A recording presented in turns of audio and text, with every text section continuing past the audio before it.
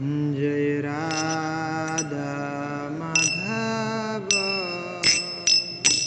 जय रानी जय राधा माधव जय रानी जय गोपी जन वल्लभ गिरिवरधारी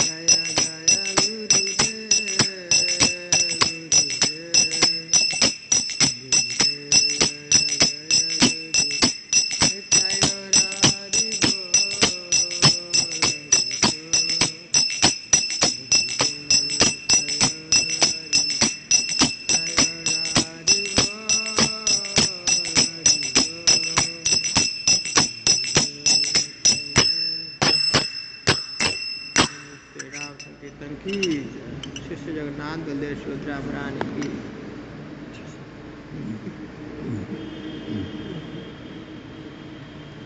श्री श्री लक्ष्मी नरसिंह देवान की जय प्रहलाद महाराज की जय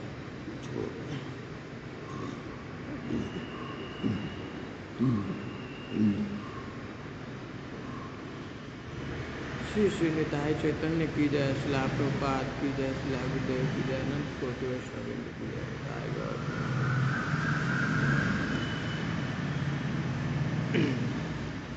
हरे कृष्ण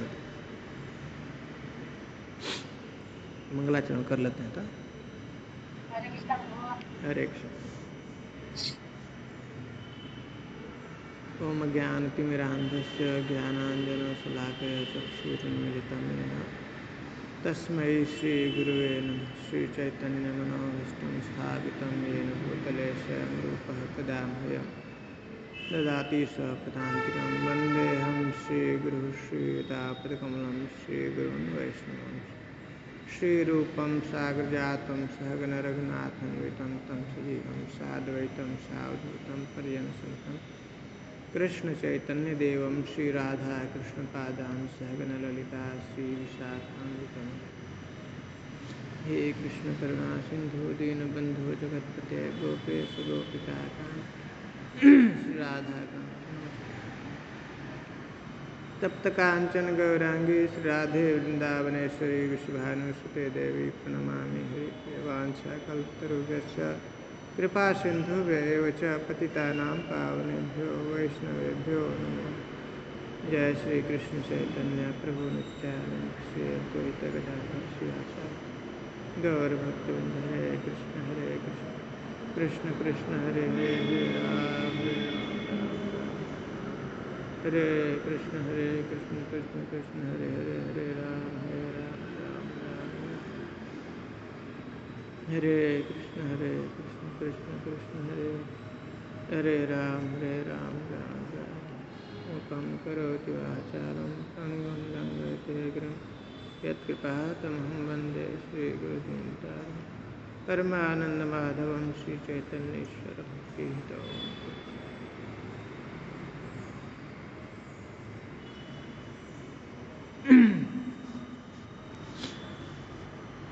हरे कृष्ण। हम लोग क्या पढ़ रहे थे?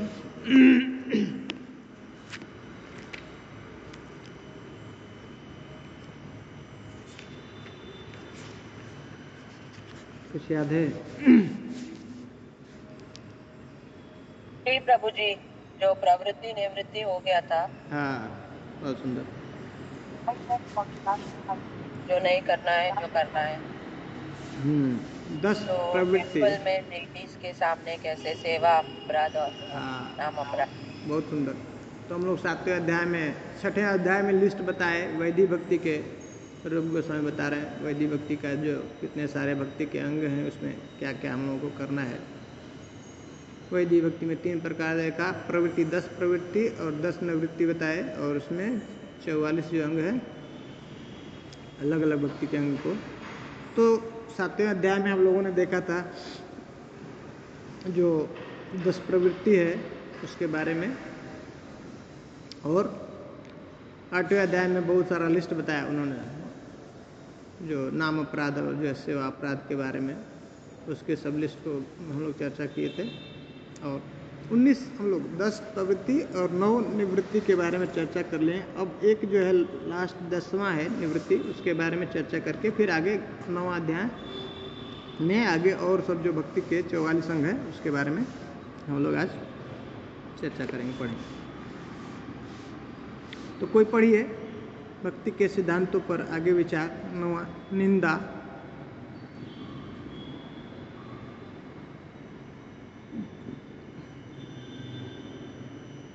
प्रभु जी, हम लोग ट्रैवलिंग में हैं। अच्छा, कोई जो ऐसे ड्यूटी है जो जिनके पास में बुक है वो जो पढ़ सकते हैं पढ़िए।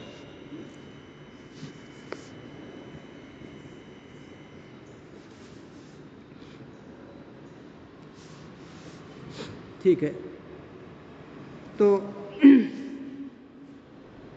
यहाँ पर निंदा के बारे में बताते हैं। रूप गोस्वामी कहते हैं कि भक्ति में बहुत ही ये खतरनाक बाधक है। भक्तों क्या करें, कैसा होना चाहिए, कोई भी भगवान या भगवान के भक्त का अगर निंदा करता है तो ये बहुत ही डेंजर है, बहुत ही खतरा है। और उसको प्रमाण देते हैं, कहाँ से, दशम स्कंद से कहते हैं। तन निंदा आदि असहिष्णुता, उसको सह बर्दाश्त नहीं करना चाहिए। कोई भी भगवान या भगवान, तन निंदा, भगवान या भगवान के जो भक्त हैं उनके निंदा को सहन नहीं करना चाहिए। कह रहे हैं निंदाम भगवतः श्रवणस तत्परस्य जनस्य वा ततो नापैत यह सोपि याति अधः श्रुकिताचित। कह रहे भगवान या उनके भक्तों की निंदा सहन नहीं की जानी चाहिए। इस प्रसंग में भागवतम में सुखदेव गोस्वामी परीक्षित महाराज से कहते हैं, हे राजन, यदि कोई व्यक्ति भगवान तथा उनके भक्तों के विरुद्ध निंदा परक विज्ञापन सुनकर उस स्थान को त्याग कर चला नहीं जाता तो उसके सारे पुण्य कर्मों के प्रभाव खत्म हो जाते हैं। और एक महाप्रभु का जो शिक्षाष्टक श्लोक है उससे उदाहरण प्रस्तुत कर रहे हैं। क्या कह रहे हैं, कौन सा है, तृणादपि सुनीचेन तरौर अपि सहिष्णुना अमानिन मान देना कीर्तनीय सदा। ये जो है सदा कीर्तन करने का फार्मूला बताते हैं, बहुत सुंदर फार्मूला है। इसमें क्या कहते हैं कि हमको तृण से भी कैसा होना चाहिए, नम्र होना चाहिए। तृणादपि सुनीचेन तरौर अपि सहिष्णुना, और तरु से, पेड़ से कैसा, पेड़ के समान हमको सहिष्णु होना चाहिए। और अपने मान की अभिलाषा ना करके, इच्छा ना करके दूसरे को मान देने का प्रयास करना चाहिए। ऐसा अगर हम करते हैं, ये पालन करेंगे अपने जीवन में, तो क्या कहते हैं कि तब हम जो है भगवान के नाम का कीर्तनीय सदा हरि, हम सदैव भगवान के नाम का कीर्तन कर सकते हैं।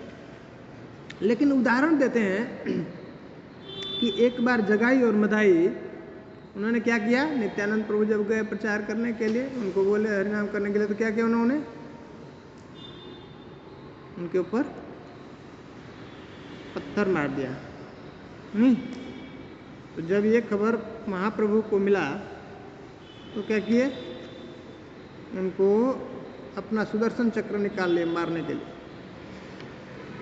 तब नित्यानंद प्रभु क्या कहते हैं, प्रणाम करके उनको पैर को पकड़ लेते हैं, कहते हैं अरे आपका अवतार इसके लिए नहीं हुआ, किसके लिए हुआ है, मारने के लिए नहीं हुआ है। जगाई मदाई अगर ऐसे दोष देखने लगेंगे और सबको जगाई मदाई ऐसे लोगों को मारने लगेंगे तो सबको आपको मारना पड़ेगा कलयुग में। लेकिन कलयुग में आपका अवतार किस लिए हुआ है,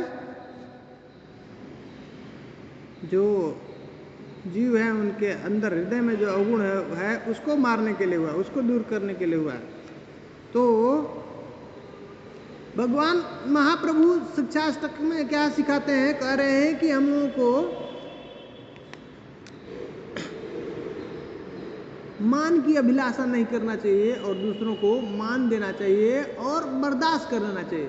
हाँ, जो कुछ भी होता है, तरु पेड़ के समान, जैसे पेड़ को कोई काटता है तो भी पेड़ क्या करता है, अपना छाया रोक नहीं देता है, फल रोकता नहीं हो दे, तो कोई सबके लिए वो रेडी रहता है देने के लिए। वो इससे ही तो कह रहे हैं, यहाँ पे सिखा रहे हैं भगवान कि हम लोगों को सहिष्णु होना चाहिए, और यहाँ पे क्या कर रहे हैं भगवान, खुद ही मारने के लिए उसको, जगाई मदाई को मारने के लिए तैयार है ना। तो इससे क्या सीखना है, क्या सीख मिलता है,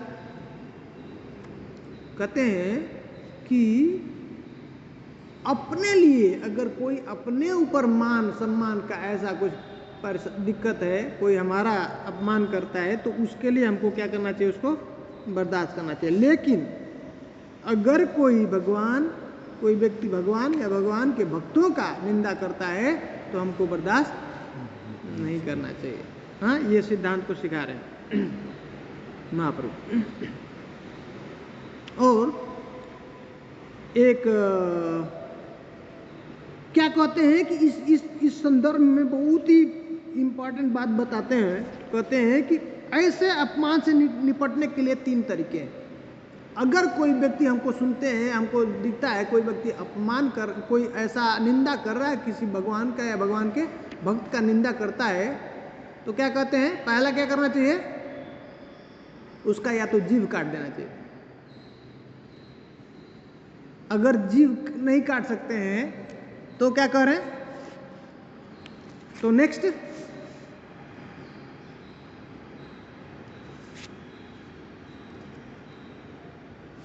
अपना जीवन त्याग देना चाहिए। हाँ, आत्महत्या कर लेना चाहिए। और इस दोनों में से अगर कोई नहीं कर सकते हैं तो क्या कहते हैं कि वो उस स्थान को छोड़ करके हम लोगों को वहाँ से चले जाना चाहिए। प्रभुपाद जी कहते हैं कि जीव काटने का यहाँ पे तात्पर्य क्या बताते हैं कि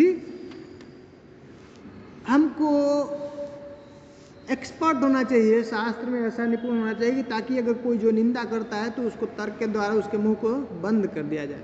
और अगर हम उसमें निपुण नहीं हैं तो या तो हम क्या कर दें, अपना देह का त्याग कर दें, या फिर अगर इस दोनों में हम नहीं कुछ कर सकते हैं तो उस जगह को, स्थान को ही छोड़ करके चले जाएं। अगर इस तीनों में से कोई व्यक्ति नहीं करता ऐसा, तो कहते हैं तो निश्चित रूप से वो अपने भक्ति पद से नीचे गिर जाएगा। बहुत ही खतरनाक है भगवान या भगवान के भक्तों की निंदा सुनना। कभी भी किसी भी स्थिति में निंदा नहीं सुनना चाहिए। बहुत ही खतरनाक है, जल्दी समझ नहीं आता है हमें, बल्कि उसमें रस लेते हैं। जैसे ही किसी भक्तों का कुछ ऐसा निंदा की बात आती है ना, तो उसमें हमारे पूरे कान खड़े हो जाते हैं। ठीक है, तो इस तरह से 10 प्रवृत्ति और 10 निवृत्ति, ये 10वां हम लोगों का खत्म हो गया। अब हम लोग जो है स्टार्ट करने वाले हैं 44 और अन्य अंग हैं भक्ति के, उसके बारे में चर्चा करें। पढ़ेंगे 76 में तिलक तथा तुलसी कंठी। कौन सा अध्याय? 9वां अध्याय 9।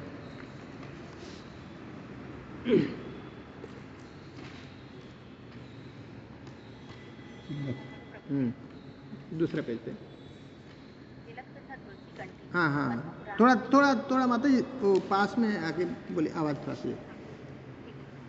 तिलक तथा तुलसी कंठी। प्रभु आवाज? हाँ हाँ, अभी ठीक है। पद्म पुराण में वर्णन है कि वैष्णव अपने शरीर को किस प्रकार तिलक तथा कंठी से अलंकृत करे।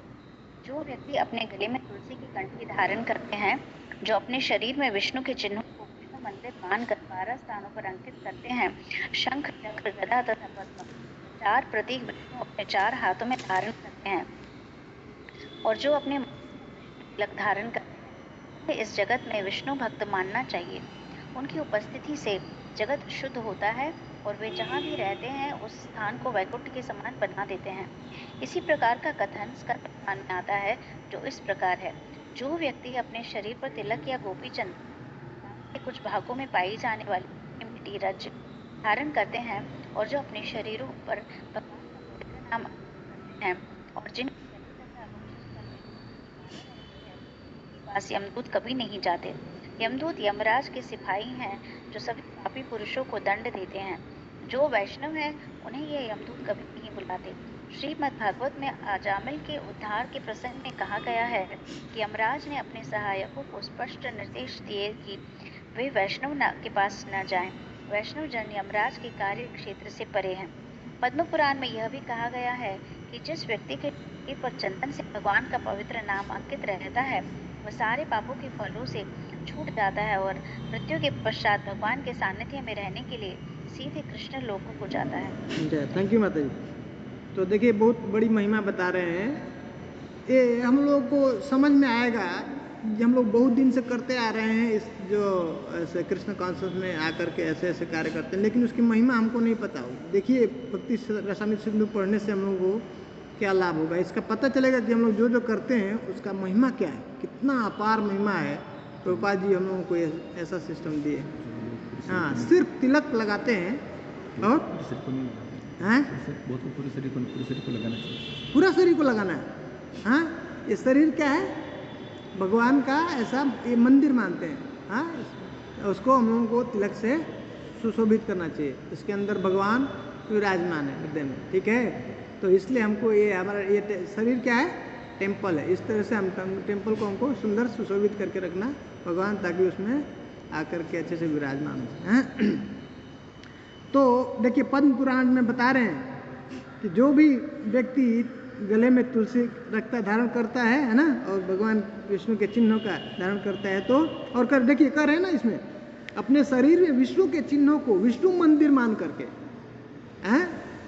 12 स्थानों पर जो अंकित करता है, समझ रहे, ये क्या है, हमारा मंदिर है। ये घर, ये जो शरीर है मंदिर है, इसलिए हमको इसको सुंदर से रखना है, साफ स्वच्छ रखना है, जिसमें आकर के भगवान विराजमान हो जाए, ठीक है। तो करें कि इसको करने से, और ऐसा ऐसा जो भी व्यक्ति करता है उसको कहते हैं कि वो वैष्णव है, और वो अपने तो पवित्र होता ही है, जहाँ जहाँ पे भी वो उपस्थित होगा ऐसा व्यक्ति वैष्णव, वो पूरे संसार को पवित्र करता है। और कह रहे हैं श्रीमद् भागवतम के वो अजामिल प्रसंग से उदाहरण दे रहे हैं कि उसको वो उस समय यमराज जी अपने जो यमदूत हैं उनको बताते हैं कि कभी भी जो व्यक्ति गले में तुलसी माला धारण किया हुआ है, तिलक धारण किया है, उसके पास कभी भी नहीं जाना, उनको नहीं पकड़ना, है ना। ये बताते हैं, बहुत सुंदर उदाहरण देते हैं कि कैसा है, जैसे एक नगर पालिका का कुत्ता है और एक किसी जो जैसे जो बाहर जो कुत्ते ऐसे रहते हैं जिनका कोई देखने वाला नहीं, कोई मालिक नहीं, और कोई एक जो है किसी का एक मालिक है देखभाल करने वाला, तो उसके गले में क्या होता है, पट्टा होता है। और जो ऐसे घूमते रहते हैं जिसका कोई मालिक नहीं है, उसका कोई पट्टा नहीं है, तो नगर पालिका वाले कभी कभी ऐसे घूमते रहते हैं ना, वो उठा करके लेके जाते हैं। किसको लेके जाएंगे, जिसके गले में पट्टा नहीं है, मतलब उसका कोई मालिक नहीं है। उसी तरह से ये गले में हम धारण करते हैं तुलसी, इसका क्या है मतलब कि हमारा कोई मालिक कौन है, भगवान कृष्ण, हम विष्णु के दास हैं, तो उनको पता चल जाता है, तो हमारे पास में नहीं आते। एक बार महाराज बता रहे थे कि एक बार एक व्यक्ति ऐसे ही लेटे हुए थे, रियल वो 65 ईयर के हैं, और ऐसे हॉस्पिटल में है, लेटे हुए हैं, और उनके बगल में ऐसे कर्टेन लगा हुआ है, और उसके बगल में भी एक और जो है कोई व्यक्ति बीमार है, वो भी उसमें एडमिट है। वो कह रहे हैं कि मैं देख रहा हूँ अचानक वो दीवार से जो 2 यमदूत आ रहे हैं मेरी तरफ, मैं तो डर गया देख करके। फिर देखते देखते वो पार कर गए, वो कर्टेन पार करके और वो बाजू वाले के पास चले गए। और कुछ ही देर के बाद में खबर आया, उधर तुरंत जो है सब डॉक्टर और वो सब आए, देखे, और उसके बाद खबर मिला कि वो व्यक्ति चला गया, मर गया। करे ऐसा 2 बार घटना हुआ उनके सामने हुआ। एक भक्त है, उनका नाम मुझे नहीं पता है, मैं सुन रहा था, महाराज बता रहे थे कि वो रियल घटना उनके लाइफ में 2 बार ऐसा देखे। हॉस्पिटल में वो एडमिट थे, बहुत अच्छे भक्त, बहुत सिंसियर भक्त हैं, अच्छा भजन करते हैं, तो उनके सामने ऐसा देख उनको ऐसे गुजरते हुए बोल रहे दीवारों से निकले। मतलब वो यमदूतों को दरवाज़ा खोलने की जरूरत नहीं है, वो एंट्री कहीं से भी कर सकते हैं, नहीं तो क्या होगा, हम दरवाज़ा बंद करके रख लेंगे ना, जाएंगे ना, जाएंगे नहीं, लेकिन उनके लिए दरवाज़ा कोई नहीं, वो कहीं से भी एंटर कर सकते हैं। उनके पास में योगिक पावर है, योगी जैसे है ना, बहुत सारे लोगों को क्या जेल में डालते हैं ना, वो योग के पावर से क्या करते हैं, जेल से बाहर चले। तो ये महिमा है सिर्फ तिलक और कंठी का, कितना महिमा है। और पद्म पुराण में से बता रहे हैं कि जो भी व्यक्ति शरीर पे अपने चंदन का, हाँ, भगवान के नाम के पवित्र नाम भी अंकित करता, नाम को भी लगाते हैं ना, हरे कृष्णा लिखते हैं, निताई गौरांग लिखते हैं, ये भी बहुत, वो सारे पापों के फलों से मुक्त हो जाता है। और कह रहे कि मृत्यु के बाद भगवान के सानिध्य में रहने के लिए सीधे कृष्ण लोक जाता है। सिर्फ तिलक हम जो लगाते हैं, कंठी माला है, धारण भगवान के नाम का जो है धारण करते हैं, उसका महिमा बता रहे। नेक्स्ट पढ़िए। इसमें मैं पढ़ती हूँ। हाँ, पढ़िए।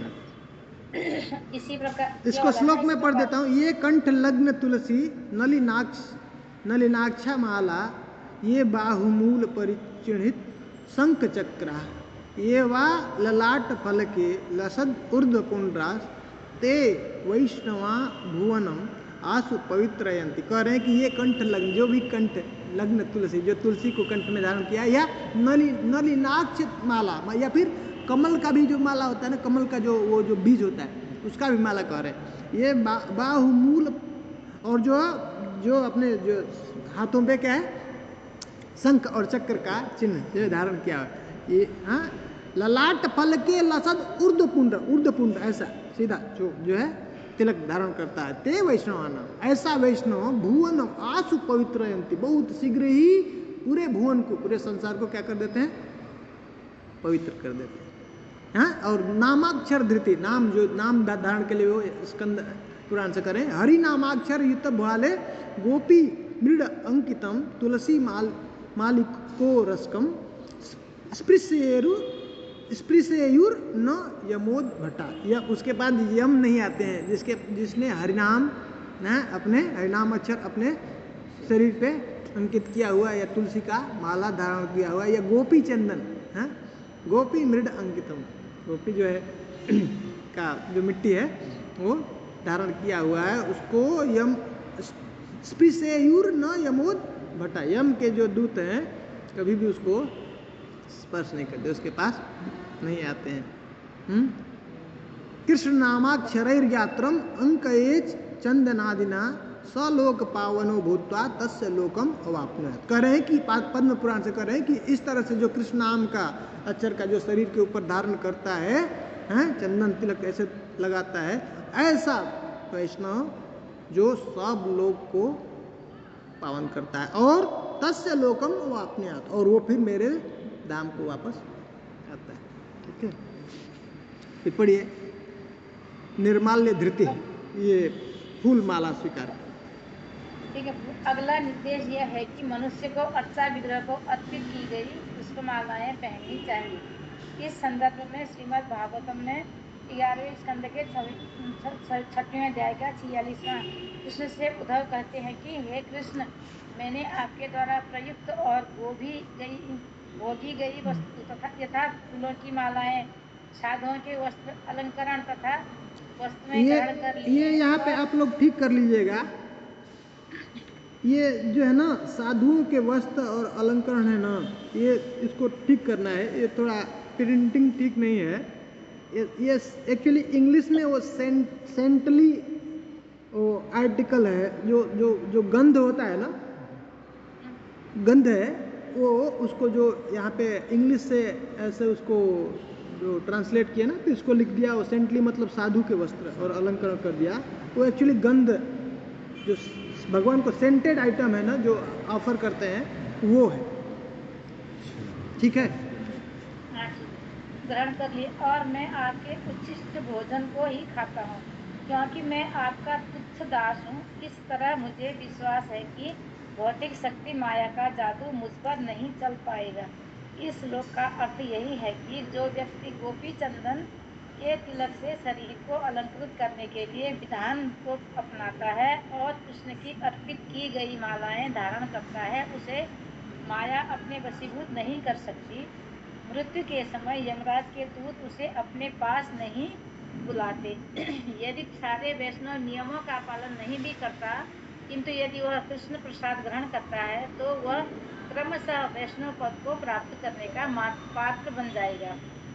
इसी प्रकार स्कंद पुराण में ब्रह्मा जी नारद से कहते हैं, हे नारद, जो व्यक्ति कृष्ण को अर्पित फूलों की माला को अपने गले में धारण करता है वह समस्त रोगों तथा पाप कर्मों के फलों से मुक्त हो जाता है और पदार्थ के कलम से क्रमशः छूट जाता है।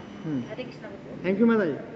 करें त्वयोपयुक्त सृग गंध वासो अलंकार चर्चिता उच्चिष्ट भोजनो दासास तव मायाम जये मही। कह रहे हैं कि 11वें स्कंद के 6ठे अध्याय के 46वें श्लोक में कह रहे हैं, उद्धव जी कह रहे हैं भगवान कृष्ण से, हैं उतने इतने भाग्यशाली हैं, वो डायरेक्ट भगवान के जो कपड़े हैं ना वो पहनते हैं, उसको वो पहनते हैं। तो कह रहे हैं ना कि इस प्रकार से मैंने आपके द्वारा प्रयुक्त और भोगी गई वस्तुएं, पहले भगवान भोग करते हैं, उसके बाद वो जब भोग कर लिए तो फिर वो भक्त उसको ग्रहण करते, वो बता रहे अपना अनुभव बता रहे। यथा फूलों की माला, जैसे भगवान ने फूलों की माला पहना और उसके बाद हम लोग को कभी कभी मिलता है ऐसा। और साधुओं के वस्त्र यहाँ पे लेकर, यहाँ पे क्या है, गंध है, सेंटेड आइटम्स, सेंटली आइटम। और अलंकार भगवान को जो भी वैसा हम जो है देते हैं ना, तो करें वो सब वस्तुएं ग्रहण करने के बाद वो ग्रहण करते हैं। और उतना ही नहीं, भगवान जो खाते हैं उसका उच्चिष्ट, भगवान का डायरेक्ट उच्चिष्ट किसको, उद्धव जी को मिलता है, खाते हैं। उच्चिष्ट भोजन को ही खाता हूँ क्योंकि मैं आपका तुच्छ दास हूँ और इस तरह से मुझे विश्वास है। सिर्फ माला जो भगवान ने पहना उसको हम धारण करते हैं, तो कह रहे हैं कि जो माया की जो जादू है मुझ पे नहीं, उसका प्रभाव होगा। इतना पावर माया से बाहर से भगवान के जो गार्लैंड हम जो है डाल लिया, स्मेल कर लिया, हाँ ये ऐसे पहन लिया, देखिए माया हमको नहीं छू पाएंगे। इसी तरह से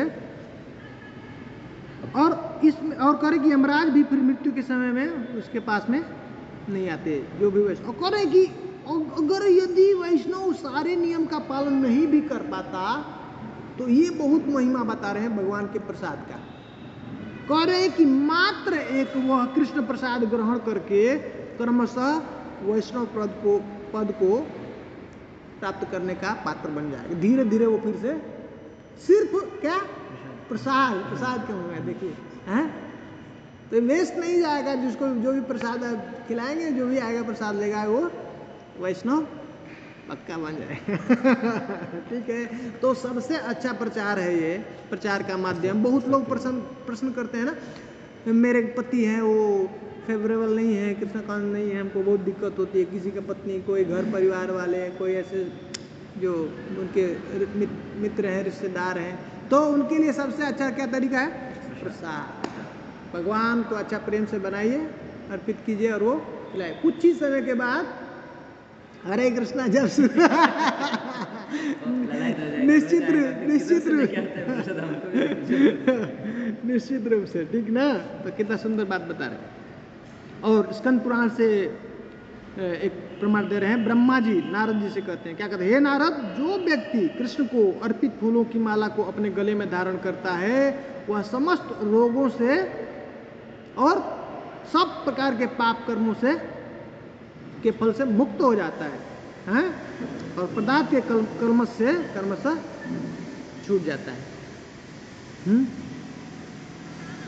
कृष्णोत्तीर्ण तु निर्माल्यम यस्यांग स्पृशते मुने सर्वरोगैस्तथा पापैर मुक्तो भवति। नारद जी को बताते हैं कि इससे मुक्त हो जाता है। अब नेक्स्ट कोई पढ़िए, अर्चा विग्रह के सामने में नतमस्तक होना। पढ़िए। अर्चा विग्रह के समक्ष नाचना। द्वारिका महात्म्य में अर्चा विग्रह के समक्ष नाचने की महिमा का उल्लेख श्री कृष्ण द्वारा इस प्रकार हुआ है। जो व्यक्ति प्रसन्न चित्त रहता है, जो मेरे समक्ष नाचते समय भाव विभोर हो जाता है और विभिन्न शारीरिक भंगिमाएं प्रकट करता है, वह हजारों वर्ष के संचित सभी पाप फलों को जला सकता है। उसी ग्रंथ में नारद का भी कथन मिलता है जिसमें वे बल देकर कहते हैं, जो व्यक्ति अर्चा विग्रह के समक्ष ताली बजाता है और नाचता है, उसके शरीर के पाप कर्म पातक रूपी पक्षी उड़ जाते हैं जिस प्रकार ताली बजाकर एक साथ बहुत से पक्षी उड़ाए जा सकते हैं, उसी प्रकार अनेक पाप कर्म जो शरीर में पक्षियों की भांति बैठे हैं, कृष्ण के अर्चा विग्रह के समक्ष नाचने और ताली बजाने से ही थैंक यू। देख रहे हैं क्या क्या महिमा है। सिर्फ हम आके भगवान के सामने थोड़ा नृत्य कर दिए और सिर्फ ताली बजाते हैं और इससे कह रहे हैं कि कितना कह रहे हैं कि यो नृत्यति प्रहिष्टात्मा भावैर बहुस भक्तितः स निर्दहति पापानि मनवंतर सतेषु अपि। सतेषु मनवंतर सतेषु, एक मनवंतर में कितना होता है? टाइम पता है एक मनवंतर का? हाँ, ब्रह्मा जी का एक दिन में 1000 बार ऐसे सतयुग द्वापर त्रेता कलयुग ऐसे चलता है। हाँ, 43,20,000 साल एक महायुग, ऐसा 1000 बार चलता है। तो ब्रह्मा जी का एक दिन एक दिन कल्प होता है और एक कल्प में ब्रह्मा जी एक दिन में ऐसे 14 मनु आते हैं। तो एक मनु का जो समय ड्यूरेशन है, जो अंतराल है, हाँ, एक मनु, उसमें के एक मनु का जो टाइम ड्यूरेशन कितना है? 71 महायुगा, 71 महायुगा। हाँ, 71 महायुगा मतलब 43,20,000 साल में 71 का ऐसे गुणा करेंगे, उतना एक मनु का लाइफ है। उसमें कितना बार हम आए हुए गए हुए होंगे, कितना जन? और करें कि मनवांतर सतेषु अपि, मतलब 100 मनवांतर, ऐसे 100 मनु आए और गए। करे वो सब निर्दहति पाप, वो पाप जो है पूरी तरह से भस्म हो जाए। क्या करने से? भगवान के सामने सिर्फ नृत्य करते हैं और ऐसे भाव से जब हम, हाँ, भक्ति से जब नृत्य करते हैं और ऐसे हम हाथ से ताली बजाते हैं, हाथी ताली दी। हाँ, ऐसे उसमें उदाहरण दे रहे हैं कि जिस प्रकार से ऐसे आवाज ताली बजाते हैं तो क्या होते हैं, सब पेड़ से पक्षी क्या होते हैं, उड़ जाते हैं। उसी प्रकार से हैं जो हमारे शरीर में ऐसे जो पाप कर्म है, वो सब इतना पाप कर्म, कितना मनवंतर सतेष्वपि, 100 मनु जैसे आएंगे जाएंगे, वो जो अंतराल है, उतने समय में हमने जितना है पाप किया वो सब भस्म हो जाता है। ठीक है। नृत्यताम श्री पतेर अग्रे तालिका वादनैर्भृशम उड्डयन्ते शरीरस्था सर्वे पातक पक्षिणा। कैसे? जैसे पेड़ से सभी, जैसे ताली कोई बजाता है सभी पक्षी उड़ जाते हैं आवाज सुन करके, वैसे ही शरीर के जितने भी रोग हैं, पाप है, सब खत्म हो जाते हैं। अब कोई आगे पढ़िए। अर्चा विग्रह के सम्मान में नतमस्तक। हरे कृष्ण प्रभु जी। अर्चा विग्रह के सामने नतमस्तक होना। नारदीय पुराण में अर्चा विग्रह के समक्ष नतमस्तक होने और नमस्कार करने के विषय में एक कथन मिलता है, जिसमें कहा गया है, जिस व्यक्ति ने महान यज्ञ अनुष्ठान किया है और जिस व्यक्ति ने भगवान के समक्ष नतमस्तक होकर केवल नमस्कार किया है, उन्हें एक समान नहीं माना जा सकता। जिस व्यक्ति ने अनेक महान यज्ञ किए हों, उसे अपने पुण्य कर्म का फल प्राप्त होगा, किंतु जब ऐसे फल क्षीण हो जाते हैं तो उसे पुनः पृथ्वी लोक पर जन्म धारण करना होता है। पर जिस व्यक्ति ने एक बार अर्चा विग्रह के समक्ष नतमस्तक होकर नमस्कार किया है, वह इस जगत में फिर नहीं लौटेगा, क्योंकि वह सीधे कृष्ण धाम को जाएगा। हरे कृष्ण। सोच सकते हैं आप लोग क्या कह रहे हैं? कह रहे हैं कि तुलना नहीं करना। हाँ, एकोपि कृष्णाय कृतः प्रणामो दशाश्वमेधा व भृतैर्न तुल्यम। दशाश्वमेधि पुनर् एति जन्म कृष्ण प्रणामी न पुनर्भवाय।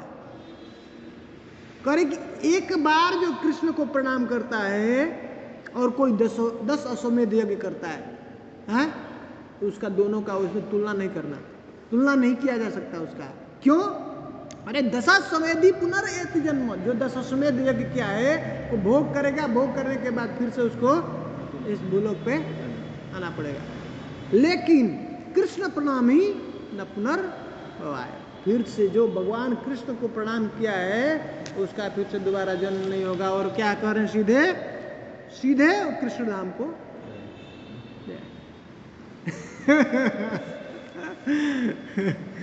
ठीक है। क्या हम लोगों के लिए बहुत बड़ा ये ऐसा वो है ना, दे रहे हैं, उत्साह दे रहे हैं ना, बता रहे हैं शास्त्र से स्वरूप गोस्वामी। देखिए हम लोग क्या करते हैं, हम लोगों को उसका पता नहीं है कितना बड़ा चीज़ करते हैं, अननोइंगली ये सब जो है हमारे जो है। तो अभी कोई पढ़िए, भगवान का स्वागत करने के लिए खड़े होना।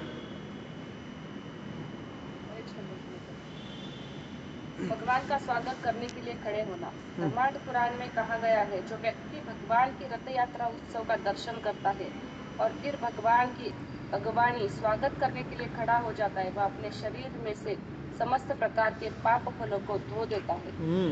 थैंक यू माता जी। देखिए कितना अच्छा बात बता रहे हैं कि ब्रह्मांड पुराण से बता रहे हैं कि जब भी कोई ऐसे रथ यात्रा होता है भगवान का या उत्सव मूर्ति वैसे बाहर जाते हैं, जैसे गौर निताई को लेके जाते हैं नगर कीर्तन के लिए, और मान लीजिए कोई देखता है उधर और वो खड़ा हो जाता है, सिर्फ खड़ा होकर के भगवान के स्वागत के लिए अगवानी करने के लिए से खड़ा, तो कह रहे हैं क्या करें, उतना से ही सिर्फ रास्ते में गया, कोई उधर से देख लिया, उधर कोई दुकान में है खड़ा हो गया ऐसा, तो कर सिर्फ उतने से वह अपने शरीर में से समस्त प्रकार के जो पाप फलों को धो देता है, सब खत्म हो जाता है। यान आरूढ़ पुरः प्रेक्ष्य समायांतम जनार्दनम अभ्युत्थानम नरः कुर्वन् पातयेत सर्व किल्बिषम, सब प्रकार के जितना भी पाप है उसको क्या हो जाता है, धो डालता है, खत्म हो जाता है। जो जब भगवान अपने रथ के ऊपर, यान के ऊपर आरूढ़ होकर के निकलते हैं और कोई व्यक्ति उनके सामने आकर के ऐसा उनको स्वागत करता है, उठ जाता है, सिर्फ उतने से ही उसके सब जीवन के पाप धुल जाते हैं। और करें अभी नेक्स्ट, अर्चा विग्रह के पीछे पीछे चलना, पढ़िए। अर्चा विग्रह के पीछे पीछे चलना। भविष्य पुराण में ऐसा ही कथन मिलता है, जिसमें कहा गया है, यदि रथ यात्रा के समय जब अर्चा विग्रह आगे से या पीछे से जा रहे हो, तो यदि निम्न कुल में भी उत्पन्न पुरुष रथ के पीछे पीछे चलता है, तो वह निश्चय ही विष्णु के समान ऐश्वर्य प्राप्त करके उच्च पद तक पहुंच जाएगा। देखिए कितना महिमा है। अगर जैसे भविष्य पुराण में ऐसा बता रहे हैं, कथन मिलता है जहाँ पे कि रथ यात्रा के समय में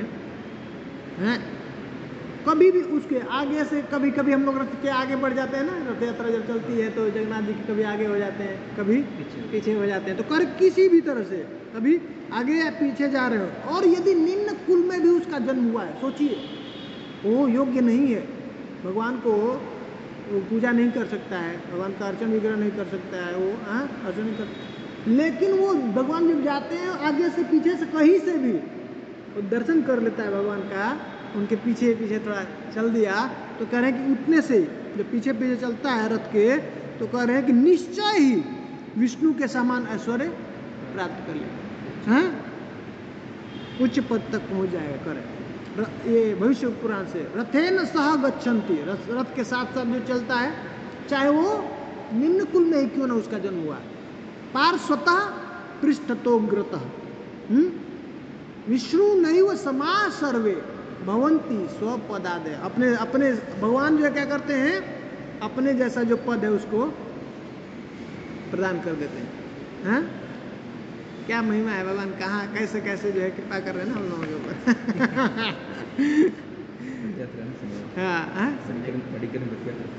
अच्छा, भविष्य ये पढ़िए, विष्णु मंदिर या तीर्थ स्थानों की यात्रा। विष्णु मंदिर या तीर्थ स्थानों की यात्रा। पुराणों में कहा गया है, जो व्यक्ति वृंदावन, मथुरा या द्वारका जैसे तीर्थ स्थानों में जाने का प्रयास करते हैं वे वास्तव में धन्य है। ऐसे यात्राकारियों से वे भवरूपी मरुस्थल को पार कर जाते हैं। हरि भक्ति शुभोदय में भगवान कृष्ण के मंदिरों में जाने के लाभों का वर्णन आया है।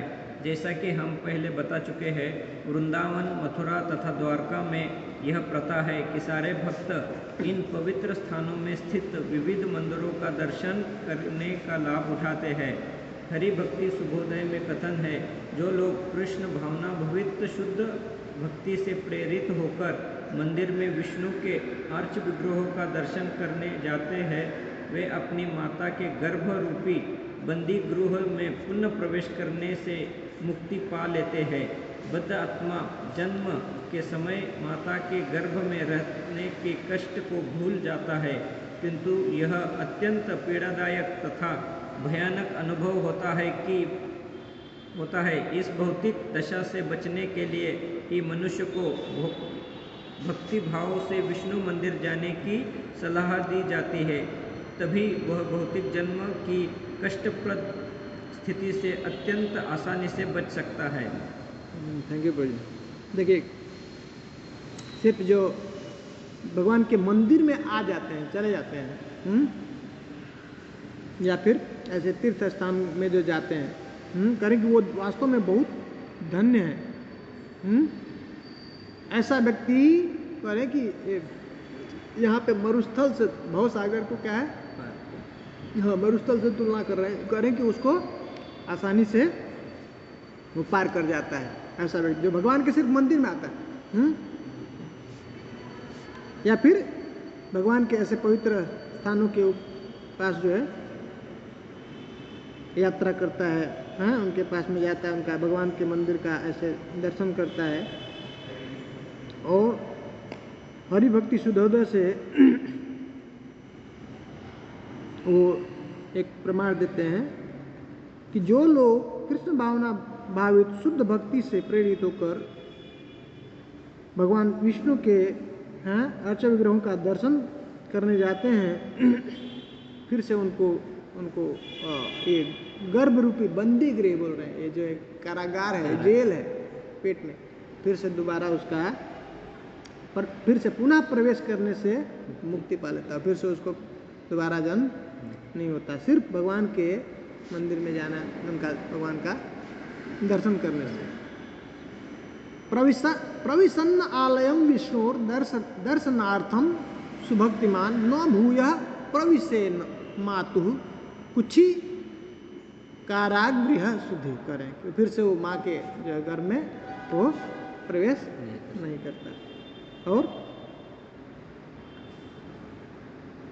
इसलिए देखिए, ऐसे आचार्य हैं, हम लोगों को ऐसा वो तरीका, ऐसे काम में हमको लगा दिए हैं, जिसके वजह से कहीं न कहीं से ऐसे करते करते क्या होगा, हम जो है इधर से निकल जाएंगे, छूट जाएंगे, छुटकारा मिल जाएगा। लेकिन इसलिए हम लोगों को रिक्वेस्ट करना चाहिए, आमंत्रित करना चाहिए, निमंत्रण करना है। जो संसार में है उनको नहीं पता है कि कितना कष्ट होता है जन्म के समय।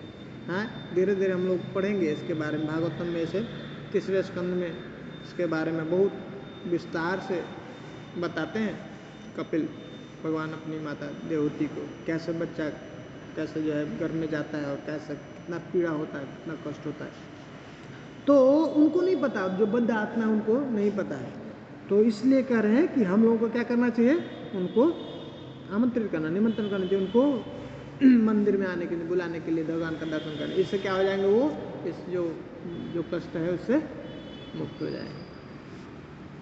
विष्णु मंदिर की परिक्रमा करना, पढ़िए नेक्स्ट। हाँ पढ़िए। विष्णु मंदिर की परिक्रमा करना। हरि भक्ति शुद्धोदय में कहा गया है, जो व्यक्ति विष्णु के अर्च विग्रह की परिक्रमा करता है वह इस जगत में बारंबार जन्म मृत्यु के चक्र से छूट जाता है। बद्धात्मा अपने अस्तित्व के कारण बारंबार जन्म तथा मृत्यु के माध्यम से परिक्रमा करता रहता है। इसका निवारण मंदिर में अर्च विग्रह की परिक्रमा करने से आसानी से हो जाता है। भारत में वर्षा ऋतु के 4 महीनों जुलाई, अगस्त, सितंबर तथा अक्टूबर मासों में चातुर्मास उत्सव मनाया जाता है, जिसका शुभारंभ श्रावण मास से होता है।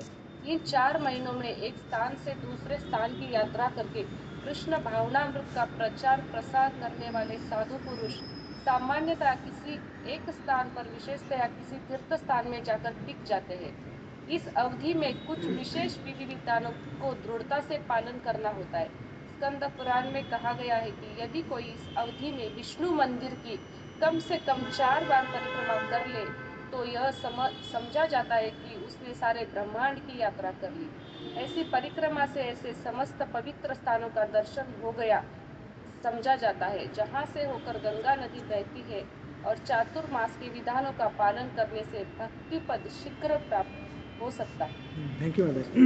देखिए महिमा बता रहे हैं कि सिर्फ मात्र हरिभक्ति सिद्धोदय से कह रहे हैं कि सिर्फ विष्णु भगवान के मंदिर का सिर्फ परिक्रमा कर देने से ये जो 84 लाख योनियों का जो परिक्रमा हमारा जो चल रहा है बार बार 84 लाख योनियों में जन्म ले रहे हैं, वो चक्र जन्म मृत्यु के चक्कर से हमारा क्या हो जाएगा, छुट्टी मिल जाएगा, छुटकारा हो जाएगा।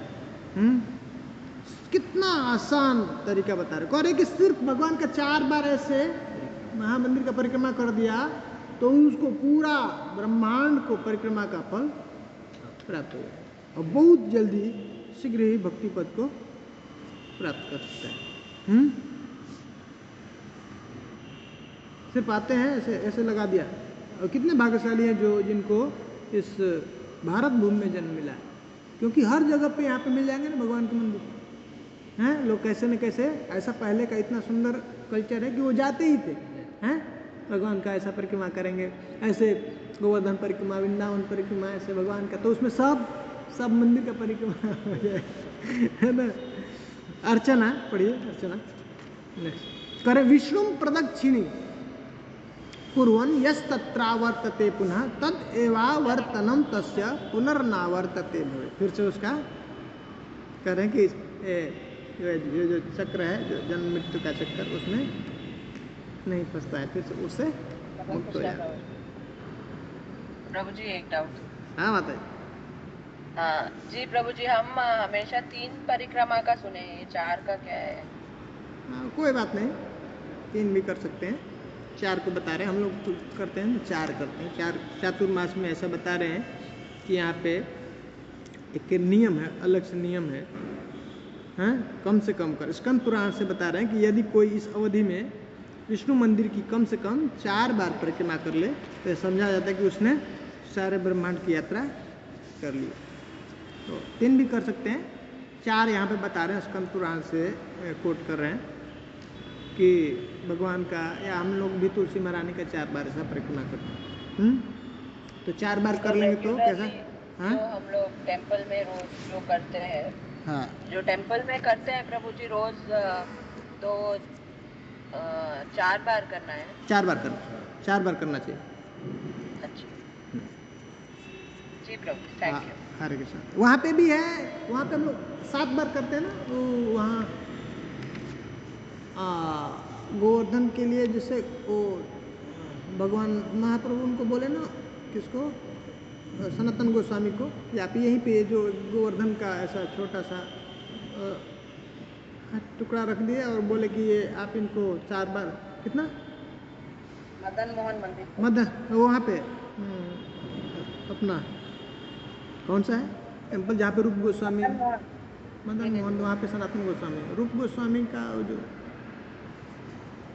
रूप गोस्वामी की समाधि और जो है वहाँ पे ना वो राधा दामोदर मंदिर, हाँ राधा दामोदर मंदिर, करेक्ट। तो वहाँ पे वो कह रहे हैं कि 7 बार ऐसा उनका परिक्रमा किया तो हमको पूरा 7 बार या 4 बार, 4 बार है, 4 बोला है प्रभु। हाँ 4 बार, 4 परिक्रमा, हाँ 4 बार परिक्रमा कर लिए तो आपको पूरा गोवर्धन को परिक्रमा करने की जरूरत नहीं, उसका फल प्राप्त हो जाएगा। वो बहुत बुजुर्ग हो गए थे, बहुत बूढ़े हो गए थे, चलने के लिए नहीं होता है, फिर भी नहीं मान रहे थे। जगन्नाथ मंदिर में भी रखे हैं ना, आपको नहीं जाने को तो उधर परिक्रमा। कहाँ पे? जगन्नाथ मंदिर में, पूरी में रखे हैं, मतलब दूसरे उधर आजू बाजू के मंदिर है, और जिसको उधर जाने को नहीं आता तो उधर रखा है, तो उधर परिक्रमा करने से उधर ही मिल जाता है। तो ये शॉर्टकट है, भगवान ने हम लोगों को ऐसा ऐसा दिया है शॉर्टकट, इतना नहीं कर सकते हैं, हाँ, तो इतना हम लोगों को ये सब कोशिश करना चाहिए। ये सब अलग अलग भक्ति के अंग है, और जिसमें प्रभुपाद जी ने ऐसा सिस्टम बनाया है कि मोस्टली अगर जो थोड़ा ध्यान से इसको करेगा तो ऑलमोस्ट हम इसमें से 64 में से कुछ 50-55 हम लोग जो है हर दिन कर सकते हैं। और इसको करने से बहुत तेजी से हम भक्ति में आगे बढ़ते हैं, बहुत इसका प्रभाव होता है।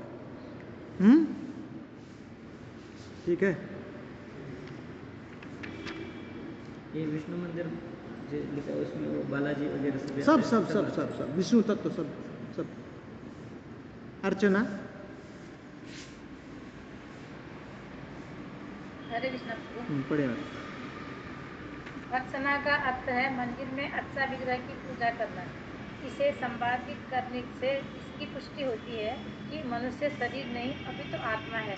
श्रीमद् भागवतम में 10वें स्कंद के 21वें अध्याय का 19वें श्लोक में बताया गया है कि किस प्रकार कृष्ण के घनिष्ठ मित्र सुदामा एक ब्राह्मण के घर जाते हुए अपने आप से कह रहे थे, कृष्ण की पूजा अर्चना करने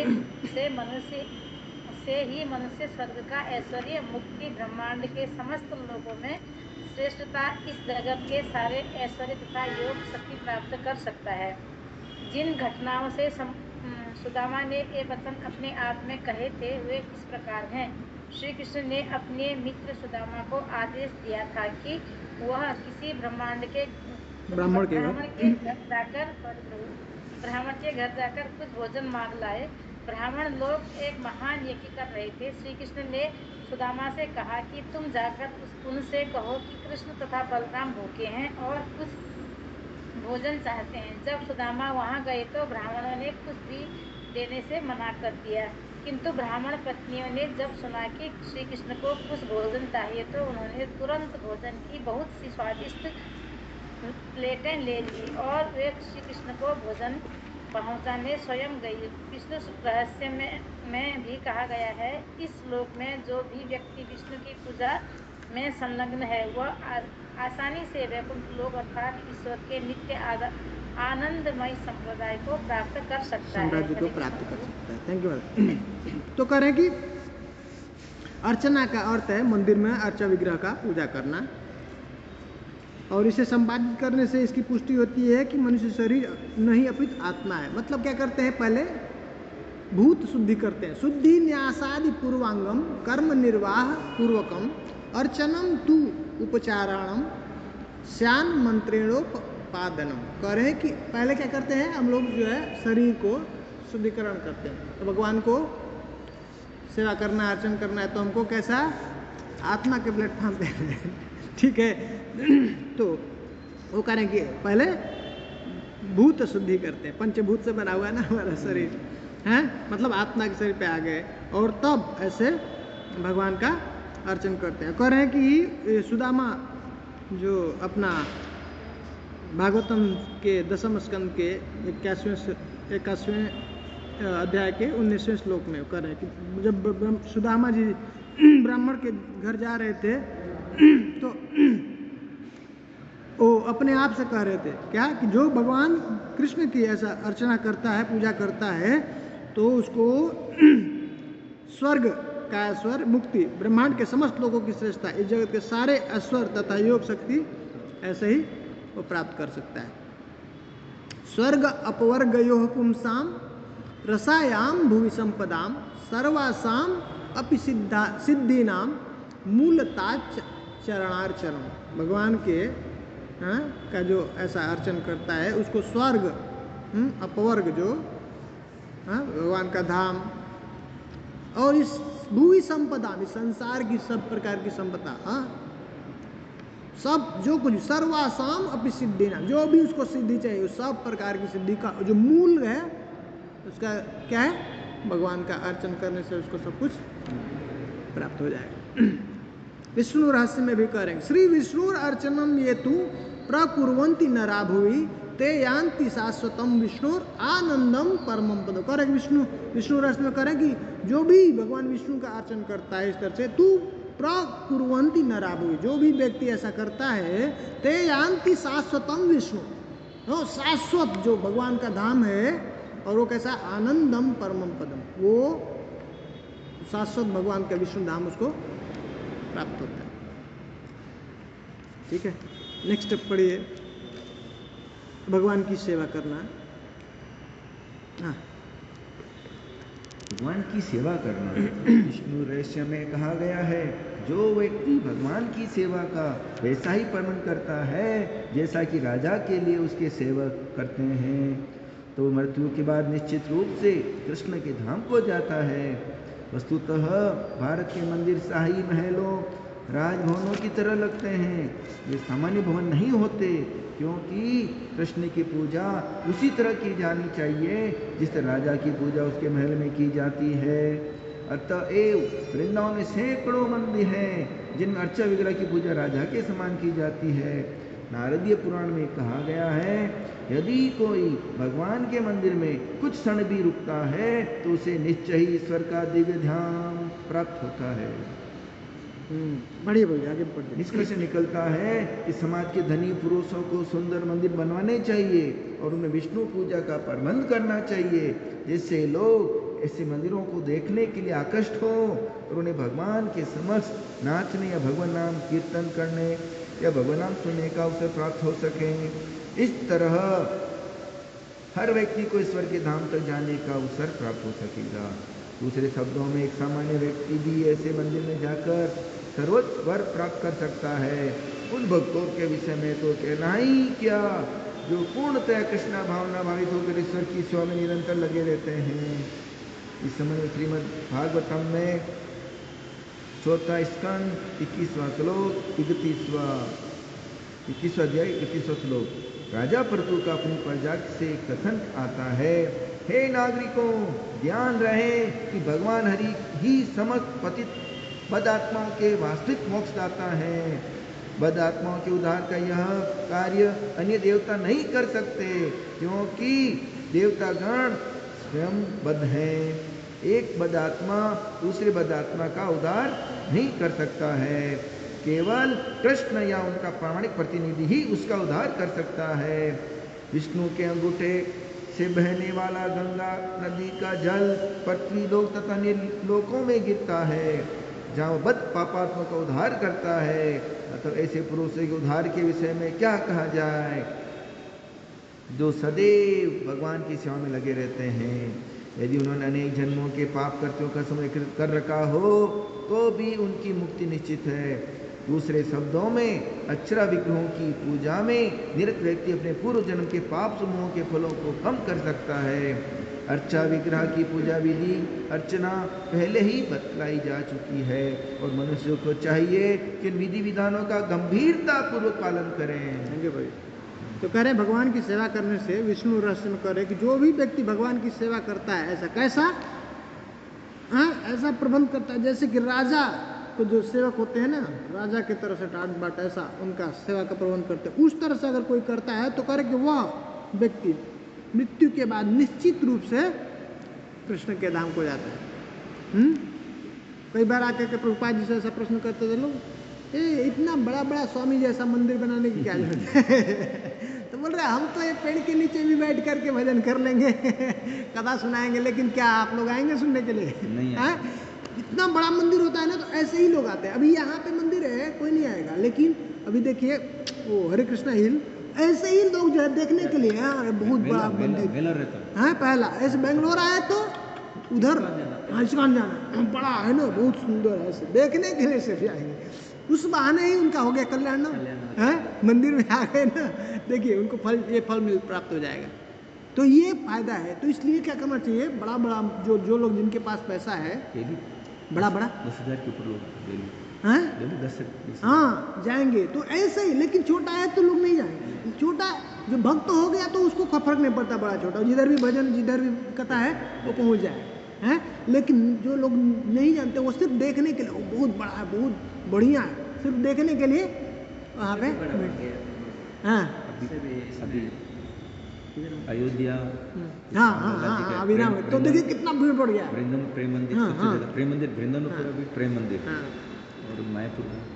तो नारद पुराण से बता रहे हैं कि यदि कोई भगवान के मंदिर में कुछ क्षण भी रुकता है तो उसे निश्चय ही ईश्वर का दिव्य धाम प्राप्त होता है। दक्षिण भारत वाले लोग मंदिर जाते हैं, ज़्यादा सोचते, नॉर्थ वाला नहीं सोचते। दक्षिण भारत वाले लोग बोले मंदिर गए तो थोड़ा बैठना चाहिए। हाँ बैठना चाहिए सर। देखिए ये जरूरी है, यहाँ पे कह रहे हैं, नारद पुराण से बता रहे हैं, मुहूर्तम व मुहूर्तार्धम कह रहे हैं कर रहे हैं यहाँ पे नारद पुराण में बता रहे हैं नारद मुहूर्तम हुआ मुहूर्तार्धम। एक मुहूर्त कितने का होता है, क्या समय होता है? 48 मिनट 48। तो कह रहे एक मुहूर्त, मुहूर्तम व मुहूर्तार्धम या आधा मुहूर्त भी कितना 24 मिनट। यस तिष्ठेत हरि मंदिर है, अगर कोई व्यक्ति हरि मंदिर भगवान के मंदिर में बैठ गया तो कह रहे स याति परमम स्थानम, वो भगवान मेरे पास में आएगा, मैं भगवान के धाम में जाएगा। और किम शुश्रूषणे रता, और फिर उसकी बात क्या कहना, उसका क्या कहना जो नित्य भगवान की सेवा में ऐसे रत है, जो लगा हुआ है। महिमा बता रहे कि थोड़ी देर भी जा करके भगवान के मंदिर में बैठ गया तो भगवान धाम, क्या कैसा व्यवस्था किया भगवान है। फिर भी जो लोग नहीं पहुंच पाते, तो इसलिए हम लोगों को भगवान सबको ऐसा इनवाइट करना कहना है मंदिर आने के लिए। और फिर पृथु महाराज का एक उदाहरण देते हैं चतुर्थ स्कंद से, यद पाद सेवा भी रुचिस तपस्विनाम अशेष जन्मोपचितम मलम धिया सद्य छिलोत्य अन्वहम एधति सती यथा पदांगुष्ट विनिश्चितासत। करे जैसे भगवान के अंगुष्ठे जो है ना, स्पर्श से जो है ये गंगा आती है और पूरे सब जितने भी लोग हैं उसको पवित्र करती हैं। जितने लोग भी उनके स्पर्श में आते हैं सब मुक्त हो जाते हैं। कुंभ में जैसे कुंभ में सब लोग हैं है ना। तो करे कि फिर उनका क्या कहना, ऐसे पुरुषों के जो भगवान के भक्त हैं, करे कि देवता भी समर्थ नहीं है ये मुक्ति प्रदान करने के लिए, क्योंकि वो स्वयं बद्ध है। मात्र एक भगवान या फिर भगवान का भक्त करे, केवल कृष्ण या उनका प्रमाणित प्रतिनिधि उसका उद्धार कर सकता है, जीव का उद्धार कर सकता है। करे तो ऐसा उसके विषय में क्या कहना, जो इस तरह से भगवान की सेवा में नित्य लगा, ऐसे भगवान भक्तों के जो है संग सेवा कर रहा है, उसका क्या कहना वो बता रहे। ठीक है, इस तरह से जो अगर भगवान की अर्च वगैरह का सेवा करता है तो कह रहे हैं कि उसका हर दिन नित्य प्रतिदिन जो है उसके पिछले जन्मों का जितना भी पाप है वो सब क्या हो रहा है, सब क्षय हो रहा है, कम हो रहा है। इसलिए कह रहे हैं कि अर्च विग्रह हमको अर्चना भगवान का अर्च विग्रह का पूजा बहुत ध्यान से विधि विधान से जैसा बताया है उस तरह से करना चाहिए, गंभीरता पूर्वक पालन करना चाहिए। पढ़िए नेक्स्ट गायन।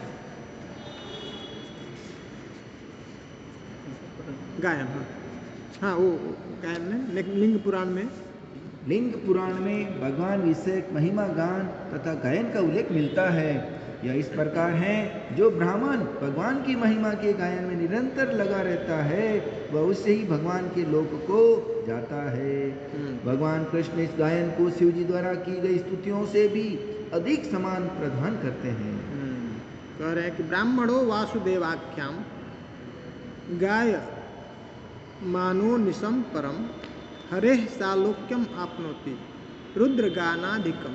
कह रहे कि हरेर सालोक्यम आपनोति, भगवान अपना ही धाम उसको प्रदान कर देते हैं। जो ब्राह्मण भगवान वासुदेव का आख्यान करते हैं, गुण का ऐसा गीत गाते रहते हैं। और करे कि उनको भगवान को जो भगवान रुद्र जो हैं शिव जी हैं वो गान करते हैं, उससे भी अधिक प्रिय है, उनको अच्छा लगता है जब भगवान के भक्त भगवान को गीत ऐसे गाते हैं। और इस तरह से भगवान अपना धाम उनको प्रदान कर देते हैं। संकीर्तन, जब कोई भगवान की लीलाओं गुणों रूप आदि की महिमा का उच्चस्वर से उच्चारण करता है तो संकीर्तन कहलाता है। संकीर्तन का अर्थ भगवान के पवित्र नाम का सामूहिक उच्चारण भी है। विष्णु धर्म में सामूहिक कीर्तन की प्रक्रिया के महिमा गान संबंधी एक कथन है, हे राजा कृष्ण शब्द इतना शुभ है कि जो भी इस पवित्र नाम का कीर्तन करता है वह अनेकानेक जन्मों से चले आ रहे हैं पाप कर्मों के फलों से तुरंत छूट जाता है। ये तथ्य है। चैतन्य चरितामृत में निम्नलिखित कथन मिलता है, जो व्यक्ति कृष्ण के पवित्र नाम का उच्चारण एक बार करता है वो जितने भी पाप कर सकता है उससे भी अधिक पाप कर्मों के फलों को नष्ट कर देता है। पापी मनुष्य अनेकानेक पाप कर्म कर सकता है किंतु वह इतने पाप कर्म नहीं कर सकता कि कृष्ण का एक बार उच्चारण करने से उन्हें नष्ट न किया जा सके। श्रीमद् भागवतम में 7वां स्कंद 9वां अध्याय 18 श्लोक में प्रहलाद महाराज भगवान इस प्रकार प्रार्थना करते हैं, हे भगवान नरसिंह, यदि मैं आपके सेवक पद को प्राप्त कर सकूं तो मेरे लिए आपकी लीलाओं के बारे में श्रवण कर पाना संभव हो सकता है। आप परम मित्र हैं, परम आराध्य अर्च विग्रह हैं, आपकी लीलाएं दिव्य हैं और उनका श्रवण करने मात्र से सारे पाप कर्म दूर हो सकते हैं। अतएव मैं उन पाप कर्मों की परवाह नहीं करूँगा, क्योंकि आपकी लीलाओं का श्रवण करने मात्र से मैं भौतिक आसक्ति के कलमश से छुटकारा पा सकूँगा। भगवान की लीलाओं के विषय में अनेक गीत हैं। उदाहरणार्थ वर्मा जी द्वारा गाया गया ब्रह्म संहिता, नारद मुनि द्वारा गाया गया नारद पंचरात्र तथा सुखदेव गोस्वामी द्वारा गाया गया श्रीमद् भागवतम। यदि कोई व्यक्ति इन गीतों को सुनता है तो वह बंधन से सरलता से छूट सकता है। इस गीतों को का श्रवण करने में कोई कठिनाई नहीं होनी चाहिए। वे लाखों वर्षों से चले आ रहे हैं और जो लोग आज भी उनसे लाभ उठा रहे हैं, तो फिर इस समय क्यों नहीं लोग पूरा लाभ उठाकर मुक्त हो जाते हैं क्या? श्रीमद् भागवतम में 1 स्कंद 5वां अध्याय 22 श्लोक नारद मुनि अपने शिष्य व्यासदेव से कहते हैं, हे व्यास, ये जान लो कि ऐसे सारे लोग जो तपस्या, वेद अध्ययन, यज्ञ, वेद स्तुतियों के उच्चारण, दिव्य ज्ञान के चिंतन, दान, धर्म करने में लगे हैं, ये सभी अपने इन पुण्य कर्मों के द्वारा भक्तों का सानिध्य चाहते हैं और भगवान की महिमा का कीर्तन करना चाहते हैं। यहाँ ये इंगित हुआ है कि भगवान का कीर्तन और महिमा गायन ही जीव का परम कार्य है। बहुत बहुत धन्यवाद। ठीक है, तो कह रहे हैं संकीर्तन। प्रभुपाद जी कीर्तन के बारे में बता रहे कि ये संकीर्तन क्या है। कीर्तन किससे बना हुआ है? वर्ड से, कीर्ति से। अभी 3 प्रकार का कीर्तन होता है। किसका करें? भगवान के नाम का, लीला का और गुण का। जब उनकी महिमा का उच्चारण उच्च स्वर में जब किया जाता है, जोर जोर से जब हम करते हैं भगवान के नाम का उच्चारण है, या भगवान की लीला गुण का गुणगान करते हैं, तो ये सब क्या कहते हैं? इसको संकीर्तन करते हैं। या फिर संकीर्तन का अर्थ करें भगवान के पवित्र नाम का सामूहिक रूप से उच्चारण करना। बहुत सारे लोग मिल गए, हाँ, संग में भगवान का कीर्तन करते हैं, उसको क्या कहते हैं? संकीर्तन। जोर से जब हम कीर्तन करते हैं ना, उच्चारण करते हैं भगवान के नाम का, तो कीर्ति, भगवान की कीर्ति, भगवान के यश का गुणगान करते हैं, नाम गाते हैं, या फिर उनका गुण या उनका लीला का, महिमा का गान करते हैं, तो उसको क्या कहते हैं? संकीर्तन, कीर्तन। साथ में जब कहते हैं तो संकीर्तन। अब 3 प्रकार का नाम के बारे में बता, नाम कीर्तन, लीला कीर्तन और गुण कीर्तन। कीर्तन मन सब समझ में आना, मतलब कीर्ति का बखान, भगवान की महिमा का बखान करना, गुणगान करना जोर जोर से। तो विष्णु धर्म में ऐसे कहते हैं, क्या कहते हैं? कृष्णेति मंगलम नाम यस्य वाचि प्रवर्तते भस्मी भवंती राजेंद्र महापातक कोटय करे। कोटय, करोड़ों महापातक, ऐसे खतरनाक यह पाप है, महापातक, वो भी भस्मी भवंती राज, हे राजन, वो क्या होते हैं? भस्मीभूत हो जाते हैं। क्या?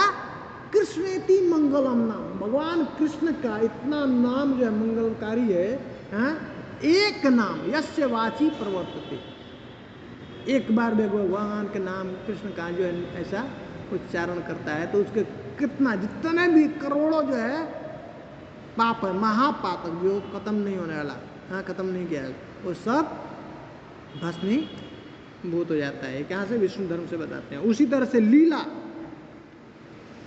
मतलब ये पता है व्यक्ति इतना पाप नहीं कर सकता है, कितना भी पाप कर ले, एक नाम भगवान का काफी है, कृष्ण, उसके सब पाप अभी जो किया है और आगे करेगा।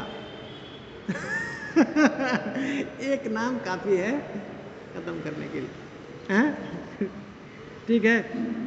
अब लीला कीर्तन को बताते हैं 7वें स्कंद से। प्रहलाद महाराज प्रार्थना करते हैं, सोहम प्रियस्य सुहृदम पर देवताया लीला कथा तव नृसिंह विरंच गीता अंजस्तितर्म्य अनुगृण गुण विप्र मुक्तो दुर्गाणी ते पद युगाल हंस संग कर।